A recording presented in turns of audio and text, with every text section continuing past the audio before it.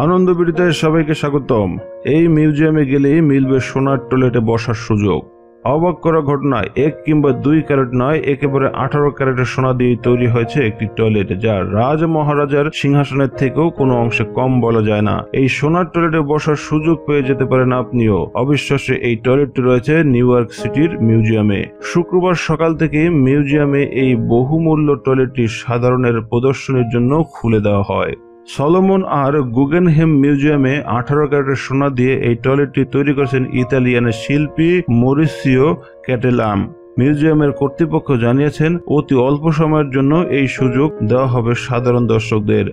Solomon আর গুগেনহেম museum কর্তৃপক্ষ তাদের ওয়েবসাইটের বিজ্ঞপ্তি প্রকাশ করে এই সোনার বহুমূল্য টয়লেটের প্রদর্শনীর কথা জানায়। তখন থেকেই উৎসাহী মানুষের ভিড়ও জমতে শুরু করেছে বলে জানা যায়।